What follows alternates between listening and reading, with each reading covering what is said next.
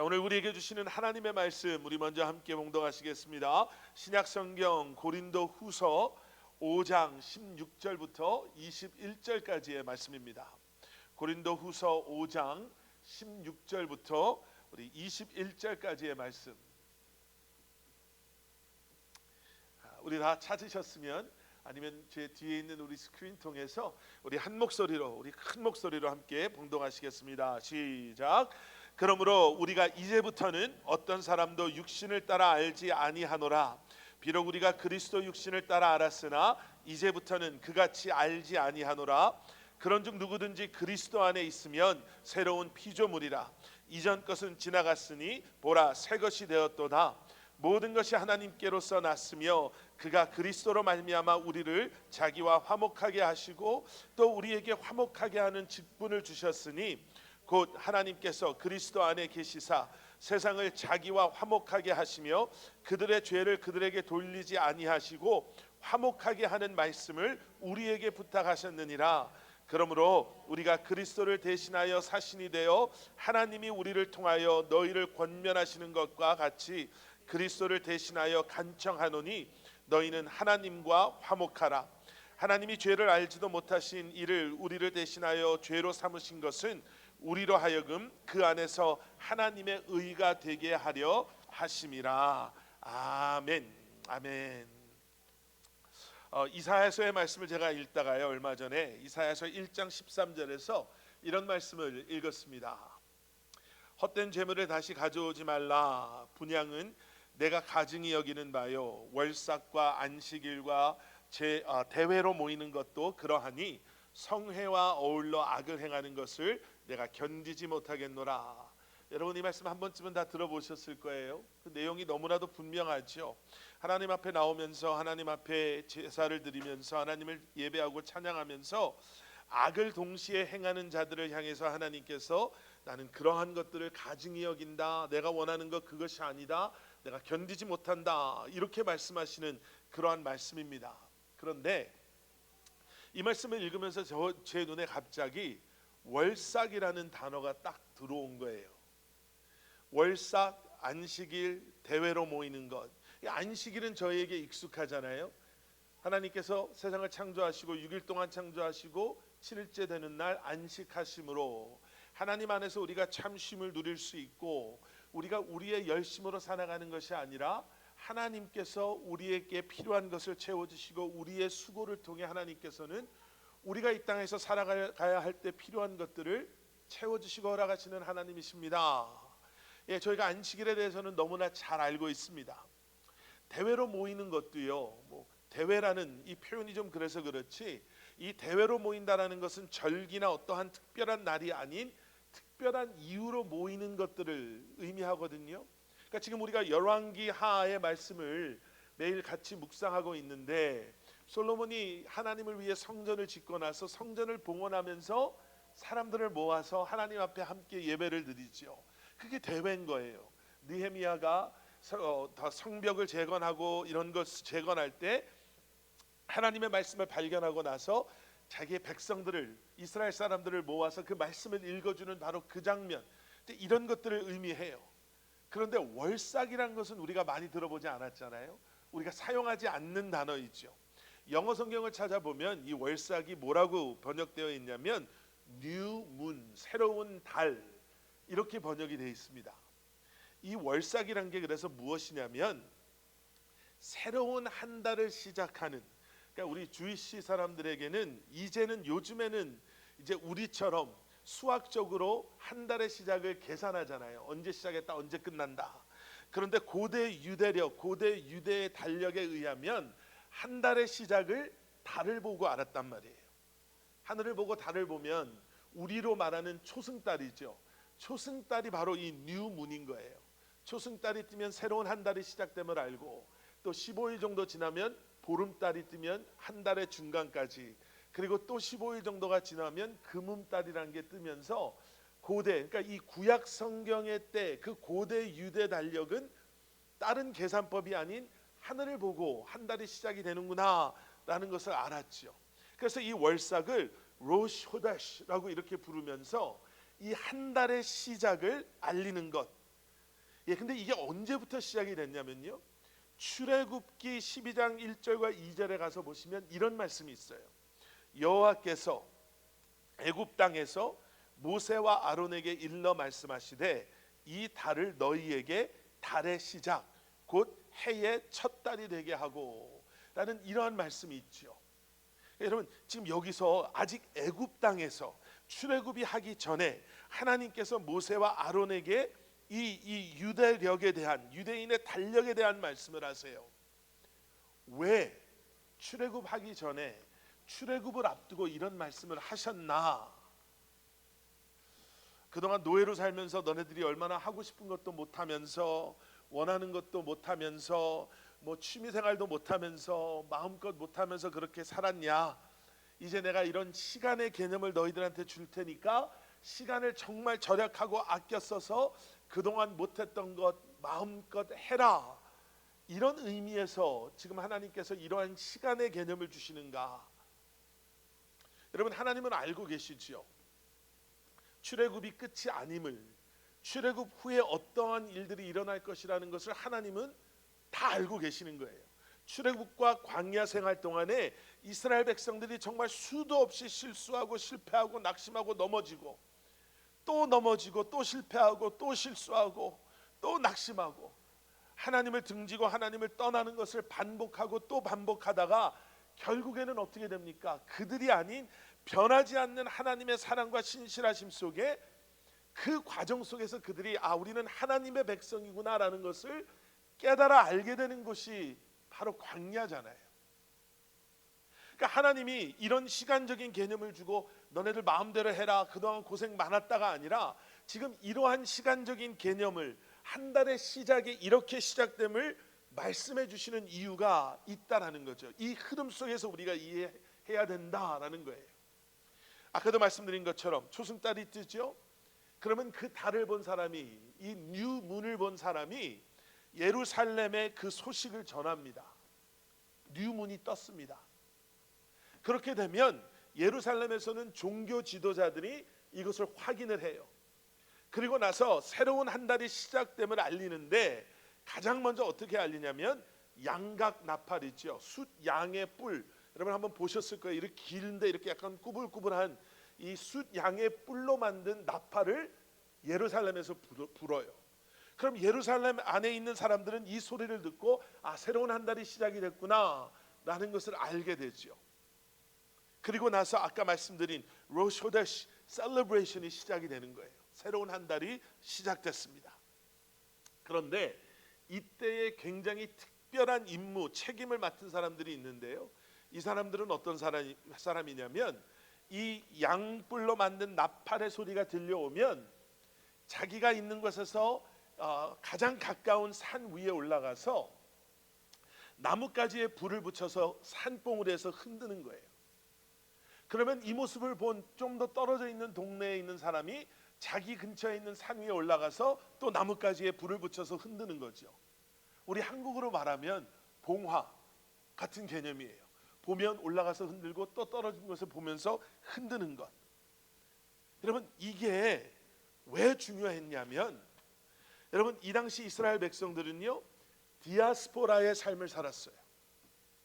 포로로 잡혀갔던 사람들도 있었고 다른 나라의 침략 속에 위험 속에 이렇게 도망쳐서 다른 데 흩어져서 사람들이 살고 있었단 말이에요. 그러면 흩어져 있는 사람들은 양뿔의 나팔 소리는 듣지 못하지만 산봉우리에서 흔들리는 이 불 붙은 나뭇가지를 보고 새로운 한 달이 시작이 됐구나 라는 것을 아는 것뿐만 아니라 그 속에서 예루살렘과 함께 일치된 삶을 사는 거예요. 이게 중요하죠. 왜냐하면 그들에게는 비록 다른 곳에서 살고 있지만 그 안식일의 중요함이 있고 절기에마다 그들이 지켜야 하는 하나님의 백성된 모습들이 있었기 때문에 예루살렘과 일치된 삶을 산다라는 것은 하나님의 말씀에 순종하는 삶을, 하나님의 백성으로 산다라는 것을 의미하는 겁니다. 여러분, 디아스포라의 삶은요 피할 수 없는 현실의 고난과 확신할 수 없는 미래에 대한 불안감을 가지고 살아가는 삶을 의미하는 것 아니겠어요? 여러분들 이민 초창기 때를 생각해 보시면, 또 우리 요즘에는 많이 그런 걸 못 느끼지만 예전에 정말 한국 사람들이 미국에 이민 많이 안 오셨을 때 우리 이민 1세대 분들의 이 말씀들을 들어보면 바로 그 디아스포라의 삶, 현재의 그러한 어려움, 고난, 그리고 예측할 수 없고 확신할 수 없는 미래에 대한 불안함 때문에 그 삶이 결코 녹록하지도 그리고 만만하지도 않았다라는 것을 저희가 알 수가 있죠. 그러니까 이스라엘 백성들의 삶이 그랬어요. 그런데 산봉우리에서 그 봉화불 같은 그 불꽃이 올라올 때마다 그들은 스스로를 어떻게 위로했죠? 지난 한 달은 참 힘들었는데, 한 달이 아니라 하루를 견디는 것도 어떤 일이 일어날지 몰라서 불안하고 두렵고 우리가 감당해야 될 일들이 너무 어려워서 힘들었는데 새로운 시작이 시작됐구나. 여러분, 우리가 어려운 상황에 있을 때에도요, 뭔가 새로운 것이 시작되면 거기에서 나름 우리가 경험하는 소망이나 희망이 있죠. 뭔가 우리가 힘든데 뭔가 무슨 이 직장에서의 뭔가 변화가 있다든지 새로운 비즈니스의 그런 그 기회가 있다든지 뭐 이런 것이 있을 때 우리에게 문제는 해결되지 않았지만 나름대로 그러한 변화 속에서 새로운 시작 속에서 우리가 경험할 수 있는 소망과 희망이 있죠. 여러분, 아까도 말씀드린 것처럼 출애굽과 광야 생활 가운데 이스라엘 백성들은 얼마나 넘어지고 실수하고 실패했는지 몰라요. 하나님께서 그걸 뻔히 아셨죠. 그럼에도 하나님께서 이 로시 호데시, 이 새로운 이러한 한 달의 시작 속에 이러한 나팔의 소리, 이러한 봉화를 통해서 전달되어지는 새로운 시작의 그러한 선포되어짐을 허락하신 이유는 그들로 하여금 다시 한번 내가 지금 노예로 잡혀와서 포로로 잡혀와서 여기서 지금 이렇게 살고 있지만 모든 사람이 나를 잊어버렸다라고 생각하고 살고 있었지만 하나님은 이런 나를 지금도 기억하고 계실까? 이러한 고생은 언제 끝날까? 하나님이 약속하신 일들은 언제 이루어질까? 이루어지기나 한 건가? 하나님이 일하고 계시는 건 맞나라고 생각하며 하루하루를 겨우겨우 견디고 있었던 그들에게 하나님께서 우리에게 새로운 한 달을, 하나님께서 나에게 새로운 시작을, 하나님께서 나에게 아직 하나님께서 살아 역사하고 계심을 이렇게 다시 한번 말씀해 주고 계시는구나, 기억하게 하시는구나 라는 것을 깨달아 알게 하시는 것이 이거였다라는 거예요. 자, 여러분, 지난 우리가 4월 2주 동안 제가 4월 이제 예배를 시작하면서 4월 한 달 동안은 우리가 부활절을 지나서 이 부활 신앙을 가지고 살아가는 우리의 삶이 어떠해야 합니까에 대해서 우리가 한번 보겠습니다 라고 말씀을 드렸죠. 그리고 4월 첫째 주일날은 우리가 그 부활의 신앙을 가지고 있는 우리에게는 견고함이 있습니다 라고 말씀드렸어요. 내가 힘이 세지고 맷집이 좋아진다가 아니라 넘어질 수밖에 없는 책의 양쪽에서 그 책을 붙잡고 있는 그 북웨이처럼, 북엔드처럼 예수 그리스도의 의와 성령님의 능력이 이제는 그 신앙 속에 주님을 바라보고 있는 우리의 삶을 붙잡아 주심으로 말미암아 우리 안에 허락하시는 견고함의 은혜가 있습니다 라고 말씀드렸어요. 그리고 지난 주일에는 그런 우리에게 이제는 성령 충만함을 통해 우리가 열심히 노력해서 무언가를 드러내 보이는 성령의 열매가 아니라 이제는 내 삶의 주도권을 주님께 내어드림으로 말미암아 겸손함으로 매일매일 주님 앞에 무릎 꿇고 내가 주인 되지 않겠습니다, 내 생각이 앞서가지 않게 하겠습니다, 주님의 말씀에 순종함으로 내 삶의 주인, 주도권, 운전을 하시는 분은 주님이십니다라고 고백할 때 성령님께서 내 안에 역사하시는데 그 역사가 뭐예요? 나의 인격, 우리 오늘 홍 집사님도 기도해 주셨는데요, 내 인격이 변화되어 예수님의 성품으로 드러나는 것.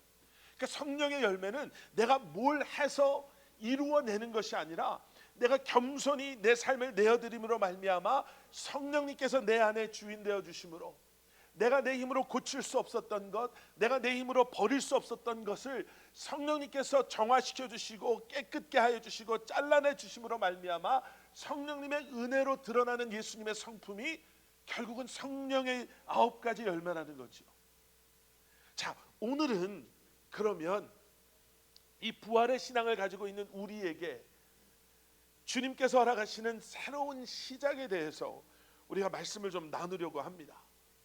우리가 잘 아는 사도행전 1장 8절에 이런 말씀이 있죠. 오직 성령이 너희에게 임하면 너희가 권능을 받고 예루살렘과 온 유다와 사마리아와 땅끝까지 이르러 내 증인이 되리라. 아멘. 예, 부활하신 예수님께서 제 아버지께 돌아가시기 전에 제자들에게 주신 말씀이에요.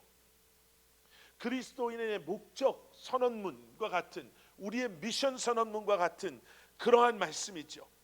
무슨 말씀입니까? 이 말씀을 들으면요, 우리는 선교하라는 얘기, 무슨 선교가 있으면 이게 주로 사용되어지는 그런 말씀. 예, 맞아요. 그리스도인이라면 우리에게는 선교와 전도의 소명과 사명이 있는 줄 믿습니다.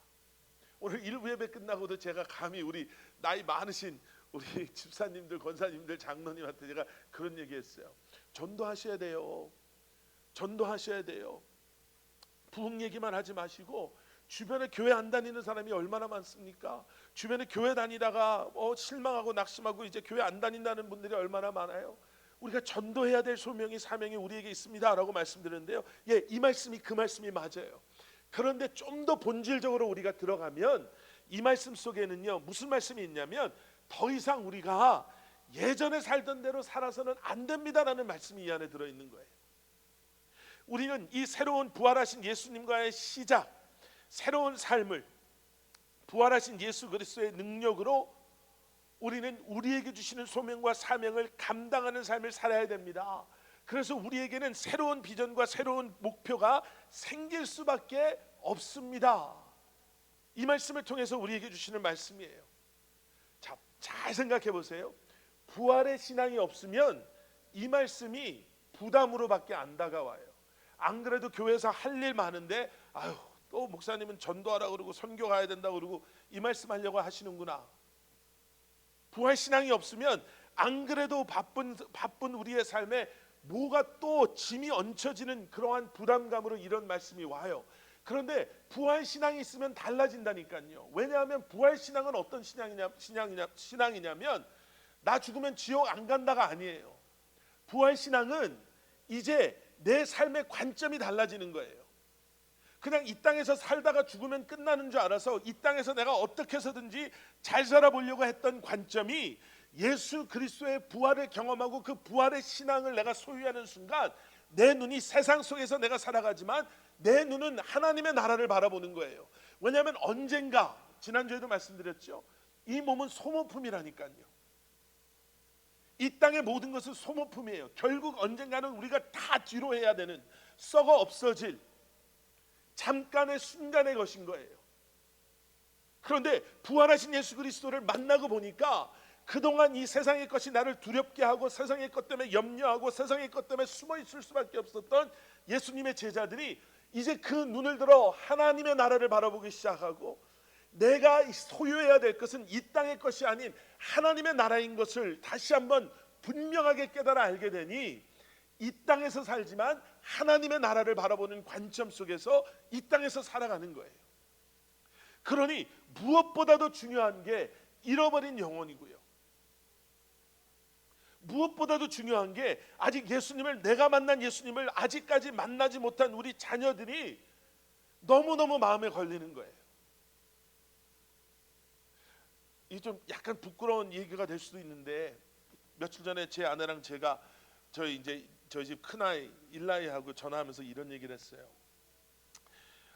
저희 집 큰아이가 이제 대학교가 이제 다 끝나가는데 대학교 가 있는 동안 그렇게 뭐를 좀 도와준 게 없어요. 자기가 일하면서 이제 학교에서 뭐 받는 거 장학금 가지고 다니는데 요즘에 어떤 일을 하냐면 배구 코치를 해요. 아시는 분들은 아시겠는데 배구 코치를 하는데 코치를 하는 거가 그래서 좋아가서 저희는 뭐 그냥 그런가 보다 했는데 배구 시합이 주말에 있잖아요.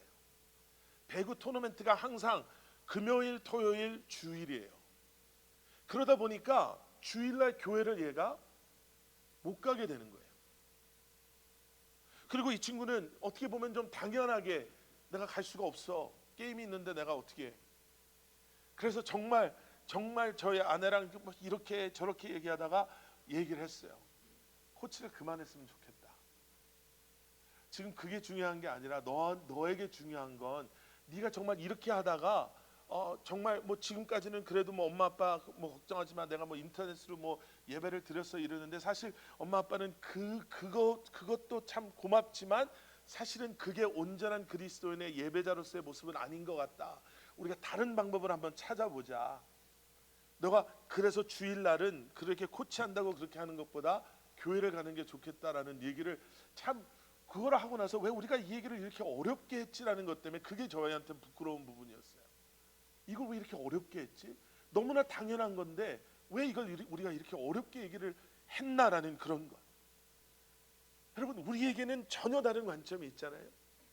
지금 사도행전 1장 8절은 자 지금 다 선교 가십시오라는, 뭐 그렇게 되면 너무나 감사하죠.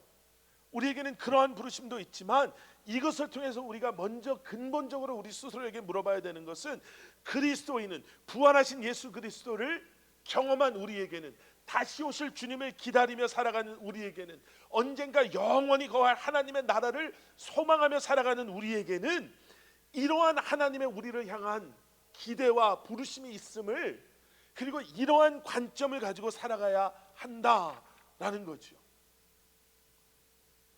여러분, 그래서 예수 그리스도의 부활하심은요, 예수님의 빈 무덤은 그냥 우리에게 부활절을 지나가는 삶, 부활절이 지나갔으니까 그 정도의 부활의 그런 이해를 가지고 살아가는 것이 아니라 예수 그리스도의 부활의 진리와 능력 안에 매일매일 거하는 삶을 살게 하는 줄 믿습니다. 우리 오늘 본문 말씀 속에요, 우리에게 너무나도 익숙한 말씀이 있죠. 17절 말씀. 혹시 아직 성경책을 열고 계신 분들은 저와 함께 한 목소리로 함께 읽겠습니다. 시작. 그런즉 누구든지 그리스도 안에 있으면 새로운 피조물이라. 이전 것은 지나갔으니 보라 새 것이 되었도다. 아멘. 예, 지금 이 말씀을 사도 바울이 왜 하고 있는가? 지금 이 말씀의 맥락 속에, 흐름 속에 이 말씀이 왜 등장하는가를 저희가 한번 볼 필요가 있습니다. 사도 바울이 지금 고린도 교회에 두 번째 편지를 쓰고 있는 거거든요. 고린도 교회의 시작은 너무너무 아름다웠고 너무너무 완벽했어요. 사도 바울이 고린도 교회 개척을 도왔을 때에는 사람들이 복음에 반응하면서요, 예수님을 구주로 영접하고 고백하고, 그와 동시에 엄청난 기적과 놀라운 일들이 고린도 교회 안에서 일어나기 시작했죠. 우리가 잘 아는 것처럼 성령 충만함 가운데서 성령의 은사를 통해 교회가 부흥하기 시작했어요.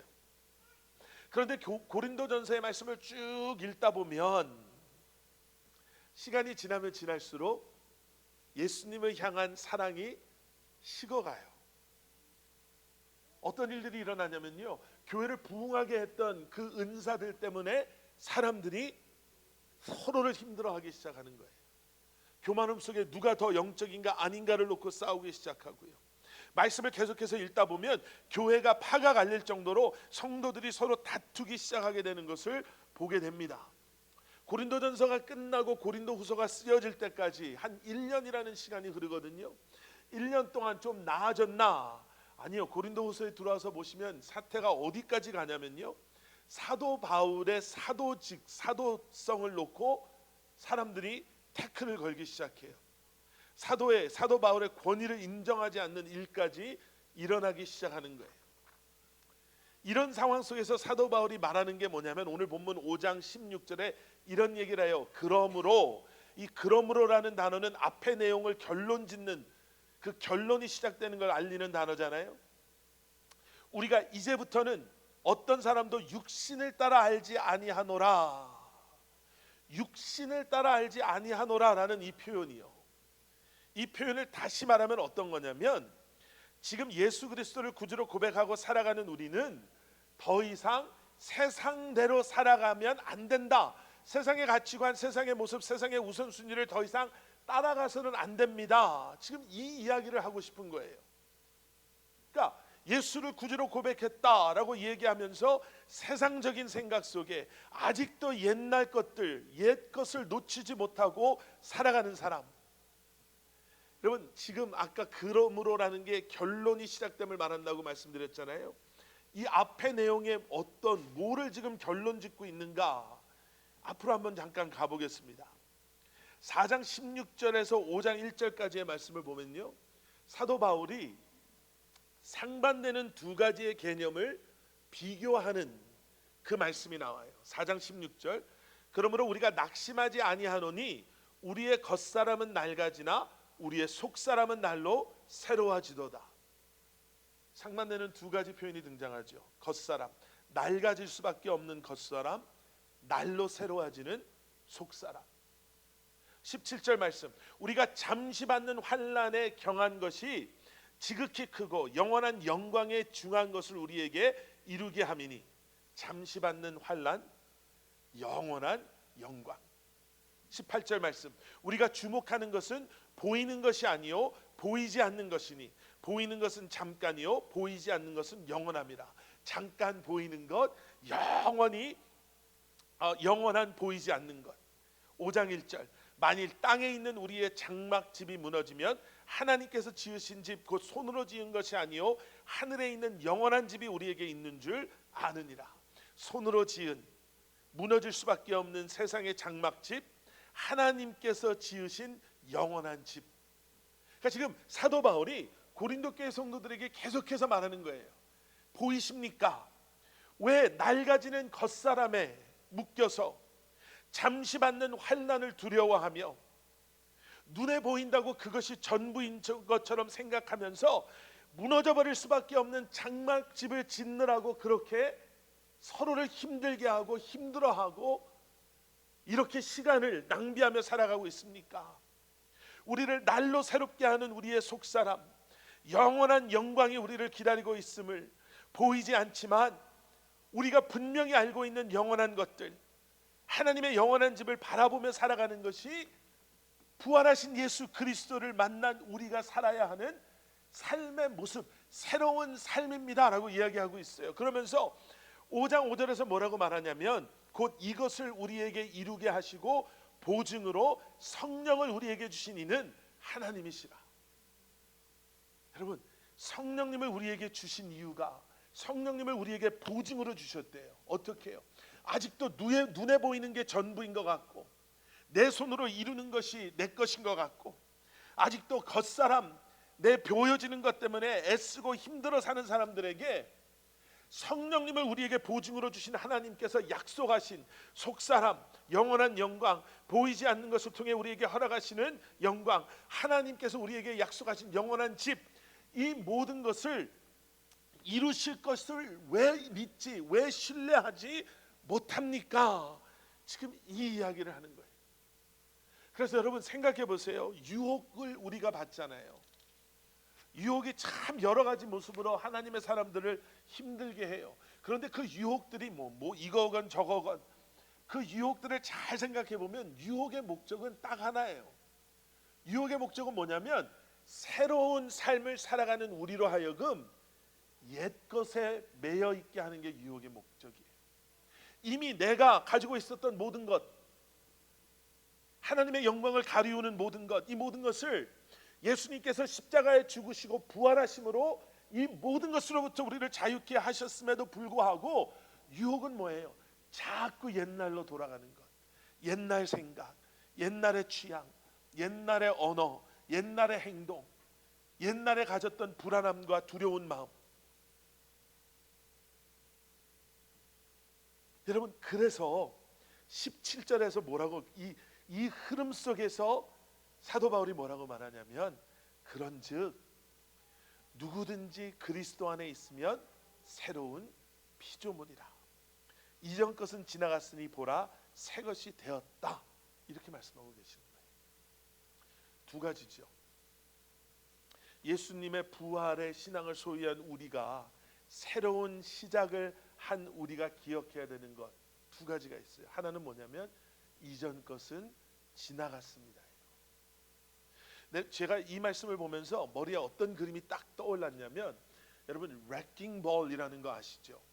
그 새 건물을 지을 때 옛날 건물을 때려 부시기 위해서 쇳덩어리 공 이만한 것을 이런 기중기 같은 게 내서 달아서 이렇게 흔들어서 옛날 건물을 때려 부수는 게 있잖아요. 그 그림이 머리에 딱 들어온 거예요. 예수님의 부활이 딱 그거구나. 내 안에 새 일을 행하시기 위해서 예수 그리스도의 그 empty tomb, 비어있는 무덤이 내 삶에 어떤 부활이 어떤 일을 하시냐면 예전에 내 안에 있었던 모든 것들을 때려 부시는 거예요. 깨뜨리는 거예요. 여러분, 하나님께서 우리를 창조하셨어요. 우리에게 그리고 부모님을 주셨죠. 가정을 주시고 가족들을 주셨어요. 형제 자매들을 주셨어요. 그리고 그러한 관계 속에서, 만남 속에서 우리는 많은 것들을 경험하죠. 우리가 이런 자라온 환경, 가족들과의 관계, 이제 성장해 가면서 학교 생활, 친구들과 만나서 그 친구들과의 관계, 우리 남자분들은 군대, 뭐 직장, 뭐 동네 사람들, 만나는 사람들, 그런 상황과 만남과 관계와 삶 속에서 우리는 많은 것을 경험해요. 그리고 그 경험들이 나라는 존재를 다듬어가고 만들어가죠. 그리고 지금도 우리 나이에 상관없이 지금도 수많은 경험들이 우리를 만들어가는 거예요. 그런데 안타까운 것은 무엇이냐면 모든 관계와 모든 경험과 모든 만남과 모든 상황이 다 완벽하고 다 아름답고 다 우리에게 유익을 주는 것만은 아니죠. 만남이 있으면 헤어짐이 있고, 웃음이 있으면 울음이 있고, 신뢰가 있으면 배신이 있고, 감사가 있으면 뭐 아쉬움이 있고, 사랑과 미움이 존재하고, 신뢰와 불신, 그리고 그 가운데서 우리의 마음은 여러 가지 좋은 기억을 가지고 이렇게 형성되기도 하지만 여러 상처와 아픈 기억을 가지고 변화도 되고 변질도 되고 세워지기도 하고 무너지기도 하고 상처도 입고 흉터도 가지고, 그리고 이 모든 것이 우리의 마음을 형성해요. 여러분, 예수 그리스도의 부활이 그래서 우리에게 새로운 시작을 함에 있어서 너무 중요합니다. 그런 아픈 관계, 아픈 기억, 아픈 상처 때문에요, 사람을 만나는 것, 사람을 쉽게 신뢰하는 것, 누군가를 품어주는 것, 누군가와 함께하는 것을 참 힘들어하는 분들이 계세요. 가정에서도 마찬가지예요. 그런 관계 속에서 부부 사이가 힘들어지고 자녀들과의 관계가 힘들어지고 교회 안에서도 서로의 관계가 힘들어지는데, 예수님께서는 그 부활하심을 통해 우리 가운데 새 일을 행하심에 있어서 그 새 일을 가로막고 있는 모든 것들을 무너뜨리시고 깨뜨리시고 치우시고 하나님의 새 일을 행하신다는 거예요.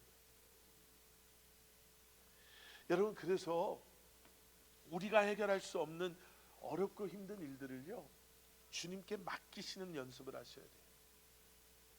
기도하는, 당장의 그 결과가 보이지 않지만 기도로 주님께 맡기시는 것. 그리고 두 번째 기억해야 되는 게 새 것이 되었도다예요.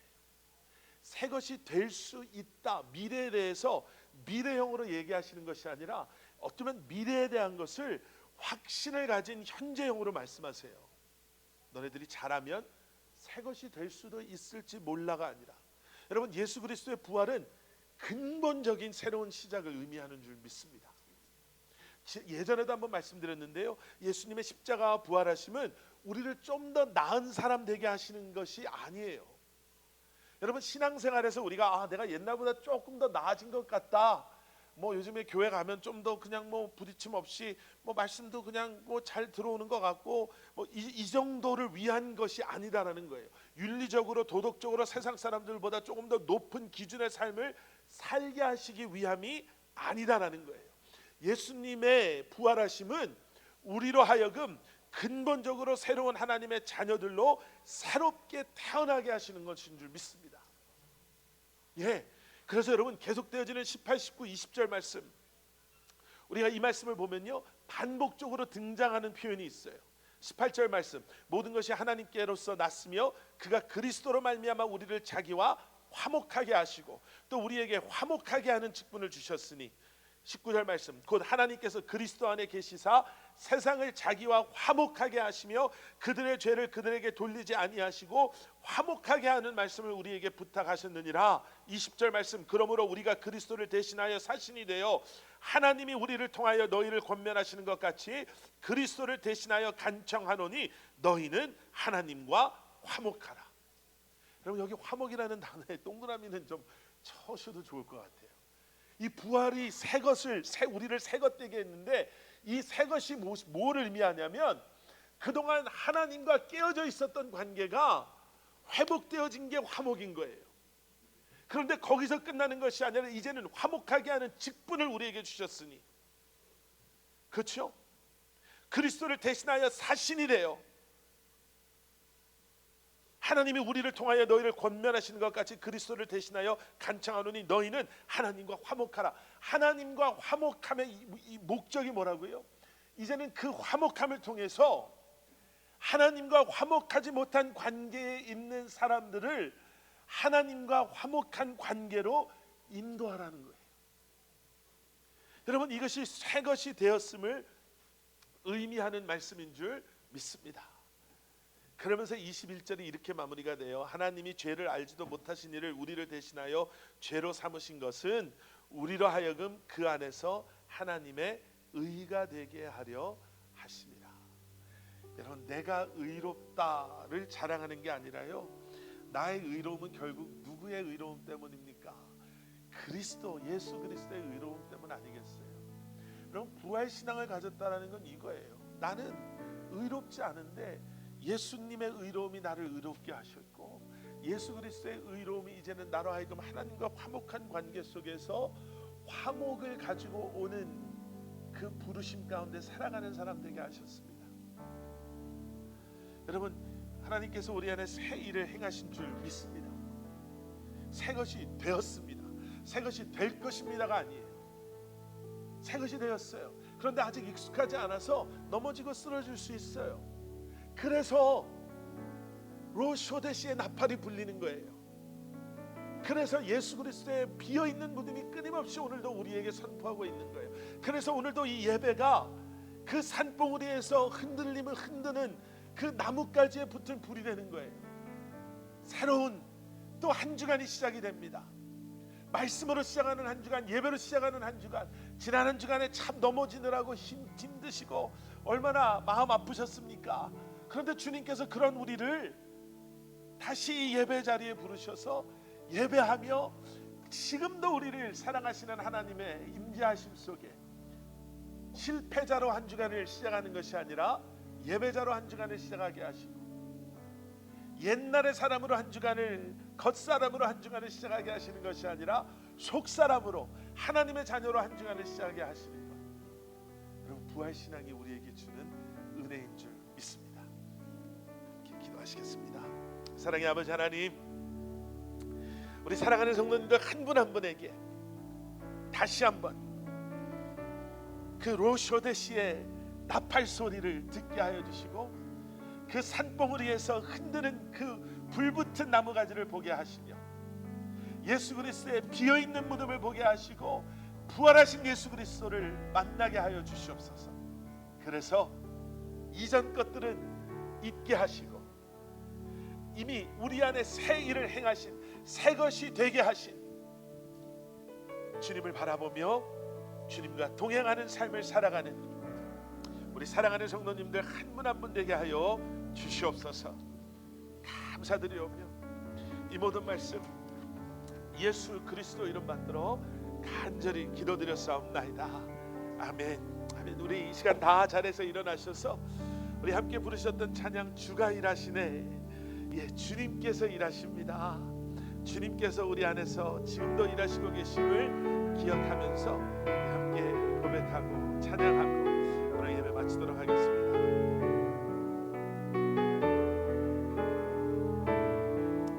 날이 저물어 갈 때, 날이 저물어 갈 때, 흔들에서 걸을 때, 그때가 하나님의 때. 내 힘으로 안 될 때, 빈손으로 걸을 때,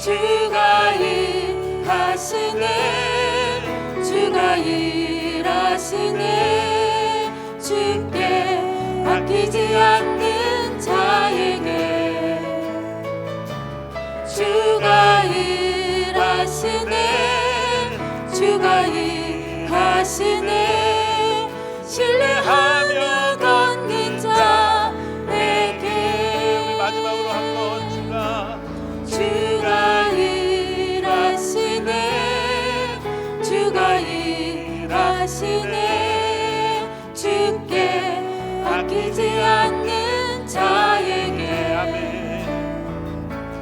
주가 일하시네 주가 일하시네 신뢰하며 걷는 자에게